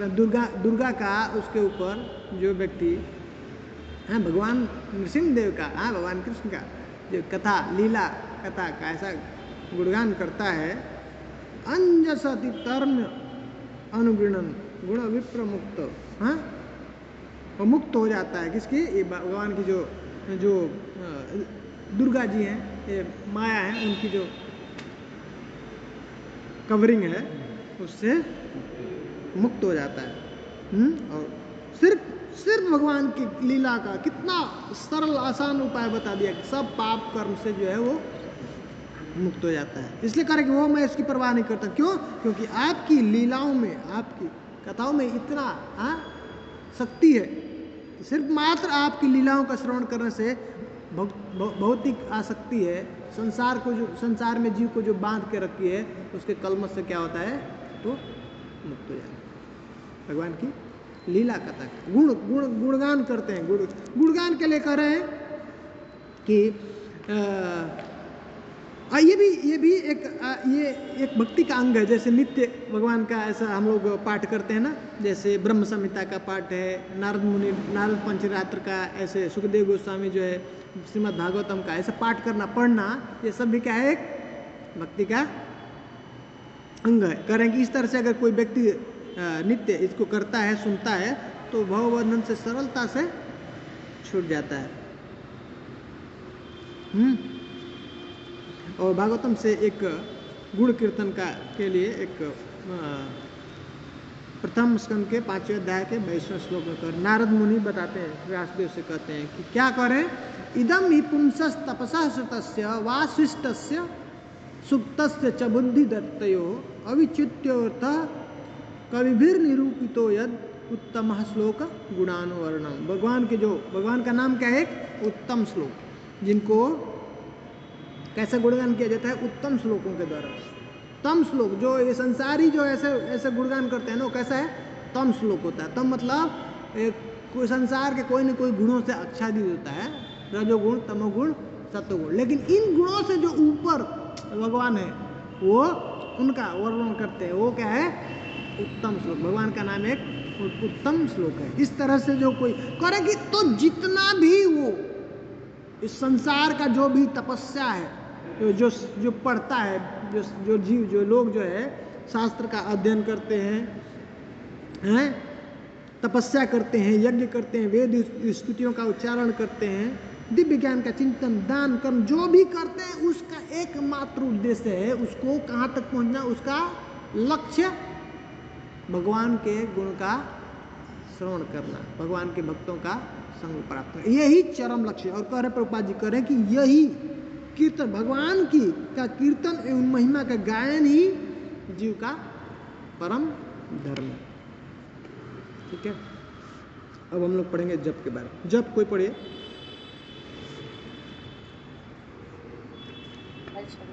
पढ़िए मत।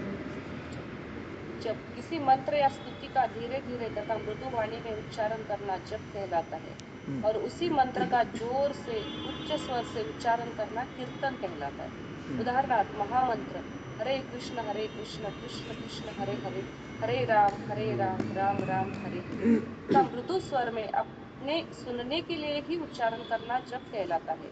किंतु इसी मंत्र को अन्य लोगों द्वारा सुने जाने के लिए उच्च स्वर से उच्चारण करना कीर्तन कहलाता है। महामंत्र का प्रयोग जप तथा कीर्तन दोनों के लिए हो सकता है। जब जप किया जाता है तो वह जापक के निजी लाभ के लिए होता है, किंतु जब उसी का कीर्तन किया जाता है तो वह अन्य सुनने वालों के लाभ के लिए होता है। पद्म पुराण में एक कथन है, जो व्यक्ति धीमे स्वर में या उच्च स्वर में पवित्र नाम का उच्चारण करता है, उसके लिए मुक्ति तथा स्वर्गीय सुख के मार्ग तुरंत खुल जाते हैं। Thank you. क्या कर रहे हैं कि अब जप, देखिए जप के बारे में बता रहे हैं कि जप का मतलब होता है कोई भी मंत्र है या स्तुति को धीरे धीरे मृदु वाणी में जब उच्चारण करते हैं तो उसको क्या कहते हैं, जप कहते हैं। हाँ, जप को धीरे, संकीर्तन को क्या करते हैं, तेज तेज तेज कर, हाँ जोर से, लेकिन करें उसी मंत्र को जब जोर से स्वर से उच्चारण करते हैं तो उसको कीर्तन कहते हैं। लेकिन वो मंत्र, हाँ नाम को जब हम धीरे धीरे लेते हैं, हाँ कितना निजी लाभ के लिए, जप निजी जाप हमारे लिए, हमारे लाभ के लिए, जो हम उसको सिर्फ हम सुन सकते हैं मृदु स्वर में, तो उसको अन्य सुनने वालों जप कहते हैं। लेकिन जब जोर से बोलेंगे तो उससे क्या होता है, वो कीर्तन हो जाएगा, जिससे वो दूसरे लोग भी सुन सकते हैं, और जो भी सुनेगा, पेड़ पौधे पक्षी, हाँ पशु व्यक्ति जो भी है, तो सबको उसका लाभ प्राप्त हो जाएगा। ठीक है। और पद्म पुराण से एक बताते हैं, कृष्णाय नम इत्य एष मंत्र सर्वार्थ साधक भक्तानां जपताम भूप स्वर्ग मोक्ष फलप्रद। भगवान कृष्ण का नाम क्या है, सर्वार्थ साधक, सब प्रकार के अर्थ को प्राप्त करने के लिए समर्थ है। भक्तानां जपताम भूप स्वर्ग मोक्ष फलप्रद। और सब इस प्रकार से जो भक्त भगवान के नाम, पवित्र नाम का जप करता है, धीमे स्वर या उच्च स्वर में किसी भी तरह से, तो उसके लिए मुक्ति तथा हाँ स्वर्ग मोक्ष फलप्रद। उसको स्वर्ग की प्राप्ति चाहिए तो स्वर्ग प्राप्त हो सकता है, और उसको मोक्ष के द्वार भी तुरंत खुल जाते हैं। ठीक है। अब पढ़िए ये निवेदन या विज्ञप्ति।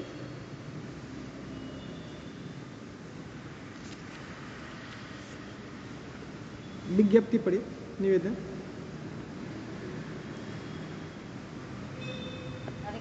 हाँ पढ़िए। निवेदन। जोर से। स्कंद पुराण में भगवान के चरण कमलों में निवेदन विज्ञप्ति विषय एक कथन है, जिसमें कहा गया है कि शांत भक्त निम्नलिखित 3 विधियों से कृष्ण के प्रति अपनी विज्ञप्ति कर सकते हैं। नंबर 1 संप्रार्थनात्मिका भावपूर्वक प्रार्थना करते हुए। नंबर 2 दैन्य बोधिका, अपने आप को विनीत रूप से प्रस्तुत करते हुए। नंबर 3 लालसामयी किसी सिद्धि की इच्छा करते हुए। आध्यात्मिक जीवन की किसी सिद्धि की आकांक्षा इंद्रिय तृप्ति नहीं होती। जब भक्त को भगवान के साथ अपने स्वाभाविक संबंध की कुछ अनुभूतियाँ होती हैं, तो उसे अपनी आरी स्थिति समझ में आती है, और वह कृष्ण के मित्र, दास, माता पिता या प्रेमी के रूप में फिर से स्थापित होना चाहता है। यह लालसामयी विज्ञप्ति अर्थात अपनी सहज स्थिति में पहुंचने की लालसा कहलाती है। यह लालसामयी विज्ञप्ति पूर्ण मुक्ति की अवस्था में होती है, और दृष्टि से स्वरूप सिद्धि कहलाती है, जिसमें जीव पूर्ण आध्यात्मिक उन्नति तथा आत्म प्रकाश के द्वारा भगवान के साथ अपने मूल संबंध को समझता है। पद्म पुराण में भगवान से प्रार्थना करते हुए भक्त के द्वारा विज्ञप्ति का कथन मिलता है, हे प्रभु, मुझे पता है कि युवतियों में युवकों के लिए स्वाभाविक स्नेह होता है, और युवकों में युवतियों के लिए स्वाभाविक स्नेह पाया जाता है। मेरी आपके चरण कमलों में यह प्रार्थना है कि मेरा मन उसी तरह से आपकी ओर आकृष्ट हो। यह उदाहरण अत्यंत उपयुक्त है। जब कोई तरुण या तरुणी विपरीत लिंग वाले को देखती हैं, तो उसमें बिना परिचय के ही सहज आकर्षण हो जाता है। बिना किसी प्रशिक्षण के ही काम वासना के आवेग के कारण सहज आकर्षण उत्पन्न हो जाता है। यह तो भौतिक उदाहरण है, किंतु भक्त की प्रार्थना यह है कि उसमें परमेश्वर के प्रति वैसी ही आकस्मिक आसक्ति उत्पन्न हो जाए जो किसी लाभ की आकांक्षा तथा कारण से मुक्त हो। भगवान के प्रति यह सहज आकर्षण आत्म साक्षात्कार का सिद्ध अवस्था है। उसी पद्म पुराण में दैन्य बोधिका विज्ञप्ति का एक उदाहरण है, हे प्रभु, मुझसे बढ़कर कोई अन्य पापी जीव नहीं है, न ही मुझसे बढ़कर कोई अपराधी है। मैं इतना पापी और अपराधी हूँ कि आपके समक्ष अपने पाप कर्मों को अंगीकार करने के लिए आता हूँ तो मुझे लज्जा आती है। यह भक्त की सहज स्थिति है। जहाँ तक बद्ध आत्मा की बात है, इसमें आश्चर्य नहीं कि विगत जीवन में वह कुछ न कुछ पाप कर्म किए रहता है और इसे भगवान के समक्ष अंगीकार किया जाना चाहिए। ऐसा कर लेने पर भगवान निष्ठावान भक्त को क्षमा प्रदान करते हैं। किंतु इसका अर्थ यह नहीं होता कि भगवान की अहेतुकी कृपा का लाभ उठाकर उन्हीं पाप कर्मों को बारंबार क्षमादान की आशा की जाए। ऐसी मनोवृत्ति केवल निर्लज्ज पुरुषों में पाई जाती है। यहाँ यह स्पष्ट कहा गया है, जब मैं अपने पाप कर्म को अंगीकार करने के लिए आता हूँ तो मुझे लज्जा आती है। इस तरह यदि कोई व्यक्ति अपने पाप कर्मों के कारण लज्जित नहीं होता और यह जानते हुए पुनः वही पाप करता रहता है कि भगवान उसे क्षमा कर देंगे, तो यह अत्यंत मूर्खतापूर्ण विचार है। वैदिक साहित्य में कहीं भी ऐसे विचार को स्वीकार नहीं किया जाता।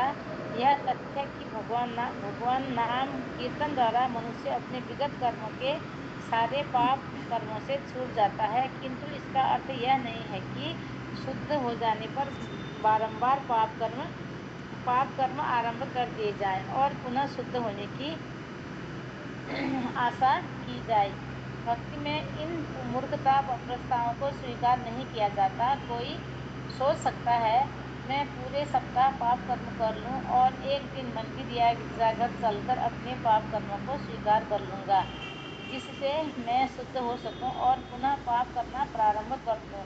यह अत्यंत मूर्खतापूर्ण एवं अपराधपूर्ण विचार है और भक्ति रसामृत सिंधु के लेखक को स्वीकार्य नहीं है।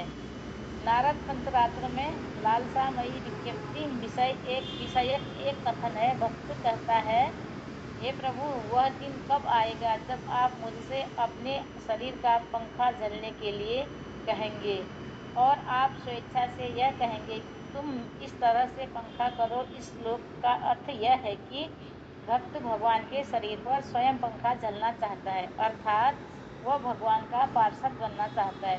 निसंदेह भक्त किसी भी हैसियत से, चाहे दास या मित्र या प्रेमी रूप में हो, भगवान के प्रत्यक्ष सानिध्य में रहना चाहता है, किंतु अपनी अपनी विविध रुचि के अनुसार हर कोई इसमें से एक संबंध चाहता है। यहाँ पर भक्त भगवान का दास बनने की लालसा रखता है और वह भगवान को पंखा झलना चाहता है, जैसे उसकी अंतरंगा शक्ति लक्ष्मी जी करती हैं। वह यह भी चाहता है कि भगवान प्रसन्नता पूर्वक उसे आदेश दें कि पंखा कैसे झला जाए। यह लालसामयी विज्ञप्ति आत्म साक्षात्कार की सर्वोच्च सिद्धावस्था है। थैंक यू माता जी। बस अभी उसके बाद हम लोग ऐसे थोड़ा सा इसके बारे में चर्चा कर लेते हैं। ये थोड़ा बहुत इंपॉर्टेंट है, आप लोग ध्यान से समझिए। इंग्लिश ट्रांसलेशन में क्या एग्जाम में आ सकता है। मतलब हम बोलते हैं किसका फैन हो गया। हाँ, इंग्लिश ट्रांसलेशन में पंखा नहीं। हाँ, पंखा।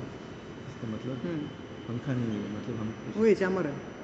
चामर नहीं, चामर नहीं बोलते। चामर बुलाते हैं ना? नहीं, वो नहीं।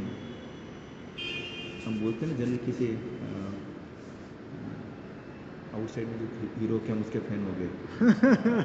ये इंग्लिश ट्रांसलेशन से पहले अपने शब्द रेक्टिफाई किया ना, तो ये अब बराबर सोचेंगे तो हम उसके भगवान के फैन हो गए। नहीं ऐसा नहीं। भगवान को वो जैसे जो है बताते हैं, जैसे लक्ष्मी जी सेवा करते हैं चरणों का। तो ये थोड़ा सा ध्यान से समझिएगा। अभी हम लोग जो चर्चा करने जा रहे हैं ये एग्जाम में भी आ सकता है, इम्पॉर्टेंट कॉन्सेप्ट है। विज्ञप्ति का मतलब क्या है? क्या होता है कि जब भक्त उसके मन की बात, जो उसके हृदय में बात है, उसको जब वो प्रकट करता है वाणी के द्वारा, वचनों के द्वारा, विज्ञप्ति, विज्ञापन कर रहा है, वो भगवान के समक्ष जब प्रकट करता है तो उसको क्या कहते हैं?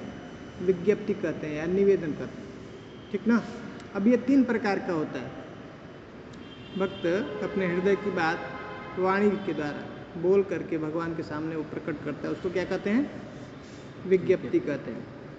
अब ये 3 प्रकार से करते हैं भक्त। कैसे? एक संप्रार्थनात्मिका, भावपूर्वक प्रार्थना करता है भक्त, और दैन्य बोधिका अपनी दीनता को व्यक्त करता है। हाँ, और एक होता है लालसामयी। ठीक है, तो लालसामयी बहुत ही उच्च स्थिति, जब भक्त की बहुत उच्च स्थिति होती है, पहुंच चुका होता है, आत्म साक्षात्कार के प्लेटफॉर्म पे पहुंच गया, जब भाव के स्तर पे पहुंच गया, वहाँ पे ऐसा प्रार्थना भक्त करता है। स्पेशल कोई रिक्वेस्ट, स्पेशल कोई सेवा के लिए भगवान से ऐसा वो लालसा करता है। कैसा? वो स्वरूप सिद्धि के स्टेज पे होता है, उसको उसका क्या स्वरूप है, उसके स्वरूप को स्थित करने के लिए, उस स्वरूप के में जो उसका सेवा है, उसके लिए स्पेशल विशेष रूप से भगवान से वो प्रार्थना करता है। ये क्या होता है? वो लालसामयी। ठीक है, कह रहे हैं कि लालसामयी विज्ञप्ति अर्थात अपनी सहज स्थिति में पहुंचने की लालसा कहलाती है। वो जो उसका जो स्वरूप है, ओरिजिनल स्वरूप है, वो वैसा वो लालसा करता है, वो इच्छा करता है। यह लालसामयी विज्ञप्ति पूर्ण मुक्ति की अवस्था में होती है। हाँ, पूरी तरह से वो मुक्त हो गया है, तब वो ऐसा लालसा करता है। और पारिभाषिक दृष्टि से स्वरूप सिद्धि कहलाती है। वो अपने स्वरूप को प्राप्त कर गया, अपना उसका क्या स्वरूप है भगवत धाम में, उसको बोध हो गया, वो ज्ञान हो गया, वो उस वैसा सेवा अब जो है उसको भगवान से प्रार्थना करता, मांगता है।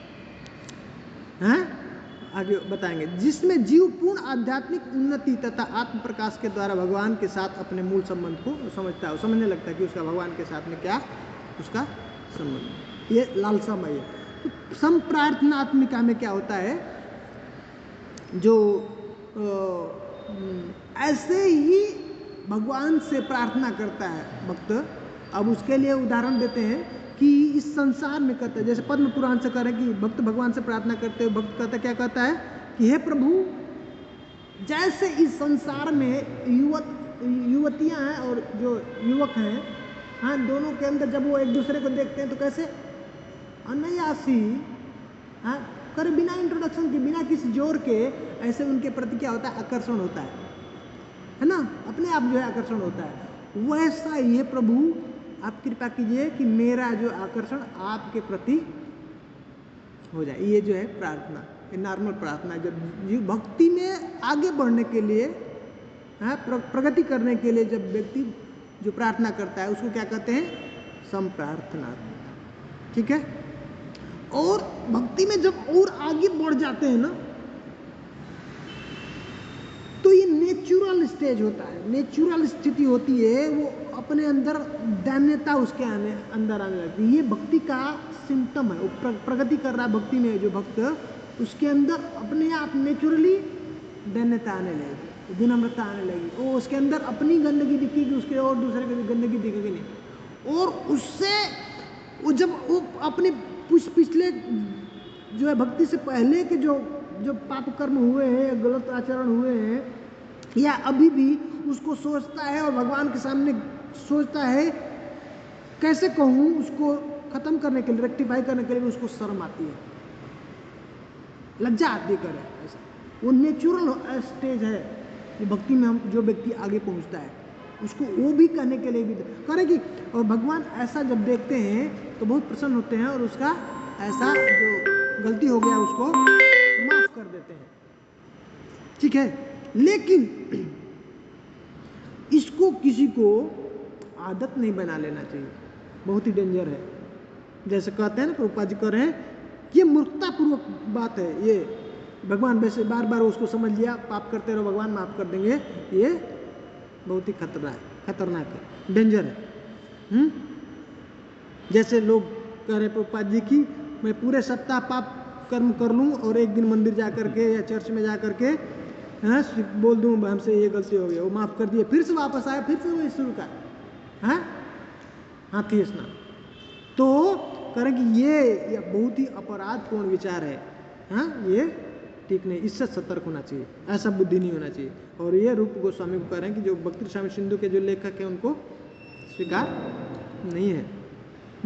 भक्ति में जो आगे बढ़ना चाहता है उसको ऐसा बुद्धि नहीं। लेकिन ये जो नेचुरल स्टेज है, जो अपने को पतित पावन हेतु तब अवतार, मौसम पतित, प्रभु न पैबे आर। क्या कर रहे हैं नरोत्तम दास ठाकुर कि मुझसे बढ़ करके और दूसरा कोई पतित नहीं है।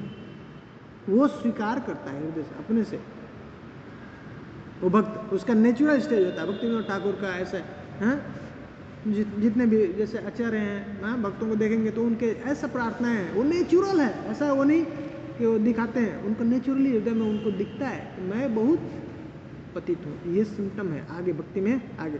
लेकिन ये जो है लालसामयी जो बहुत ही उच्च स्टेज भाव के स्तर पे है, जब उसका स्वरूप सिद्ध हो जाता है, जो उसका स्वरूप का जो बोध हो जाता है कि मेरा भगवत धाम में मेरा क्या स्वरूप है, मेरा भगवान के साथ में क्या संबंध है, उस समय वो स्पेशल ये जो है ये रिक्वेस्ट करता है, वो प्रार्थना करता है, उसको कहते हैं लालसामयी। जैसे स्पेशल कहता है कि भगवान कब मेरा दिन आएगा जब मैं आपको पंखा जलूंगा, ऐसे जलाऊंगा, है ना। और स्पेशल उसमें भी कहता है कि भगवान आप मुझसे कहते हैं ऐसे ऐसे जलाओ ये बात की ऐसा इच्छा, वो उस स्टेज पे बहुत उच्च स्थिति में कह रहा है। तो ये प्रभुपाद जी कहते हैं कि वो बहुत उच्च स्थिति है जब मैं उसको उसका संबंध उसको पता चलता है और वो अपने संबंध को फिर से वो स्थापित करना चाहता है, वो जो उसका ओरिजिनल स्वरूप। ठीक है, तो ये करें कि यह लालसामयी विज्ञप्ति आत्म साक्षात्कार की सर्वोच्च सिद्धावस्था, वो उस स्तर पे ऐसा वो प्रार्थना करता है। और कह रहे हैं कि इस तरह से ऐसा अलग अलग वो प्रार्थनाएं करता है, जैसे नारद पंचरात्र से कर रहे हैं, नारद पंचरात्रि से बताते हैं कि कहते हैं कि हे प्रभु, हे कमल नयन, वह दिन कब आएगा जब मैं यमुना तट पर एक पागल की भांति आपके पवित्र नाम का उच्चारण करता रहूंगा और मेरी आंखों से अविरल अश्रुधारा बहती रहेगी। ये सब सिद्धावस्था में या दूसरे प्रकार की सिद्धावस्था है। और ये चाहते हैं कि महाप्रभु का ये सबसे क्या है रिक्वेस्ट है, ये वो जो है उनका कामना है, वो इच्छा है, वो चाहते हैं सब भक्तों से कि ऐसा उनके अंदर ये प्रकट हो। चैतन्य महाप्रभु ने भी कामना की थी ऐसा, एक एक क्षण गोविंद विरहेन में युगायितम निमेषेन, एक एक क्षण मेरे लिए 12 वर्ष के समान लगे और आपको न देखने के कारण सारा संसार सुना लगे। मनुष्य को चाहिए कि भावपूर्ण प्रार्थना करे और भगवान की विशेष प्रकार की सेवा करने के लिए उत्सुक रहे। यह समस्त महान भक्तों का विशेषता चैतन्य महाप्रभु का उपदेश है। वो चाहते हैं हमसे कि हमारे अंदर ऐसा भावपूर्ण प्रार्थना हो। और भगवत प्रेम को प्राप्त करने के लिए, भगवत धाम जाने के लिए यही टिकट है, लौल्यम इति मूल्यम। इस प्रकार की लालसा हमारे अंदर उत्कंठा होना चाहिए, तब जो है हम भगवत धाम जा सकते हैं, करेंगे। ऐसे प्रवेश के लिए जो मूल्य देना पड़ता है वह यही लौल्यम अर्थात लालसामयी इच्छा तथा महान उत्कंठा है। ऐसा होगा तभी हम भगवत धाम जा सकते हैं। ठीक है, आज हम लोग यहीं पे बंद करेंगे। अगली बार हम लोग ये इसको कंटिन्यू करके 10वें अध्याय को कोशिश करेंगे खत्म करेंगे। श्रील प्रभुपाद की जय, भक्ति स्वामी सिंधु की। ऑफलाइन में हमारे माधव मकरंद प्रभु जी हैं, रेवती लीला प्रभु जी। ठीक है, हरे कृष्णा। ये हम लोग नेक्स्ट फ्राइडे को मिलेंगे, फ्राइडे सेम 7:50 फ्राइडे नहीं, हाँ इसी फ्राइडे में, ये सप्ताह में फ्राइडे को मिलेंगे। हाँ, हरे कृष्णा। सभी लोग रसिक से ब्रुक हरे कृष्णा मंत्र बोलिए। हरे कृष्णा कृष्णा कृष्णा हरे हरे, हरे राम राम राम हरे हरे। इतना नहीं, बहुत हल्का समझ लिया, पागल है मंदिर आ गया। अब लग रहा है मंदिर रहना चाहिए मंदिर।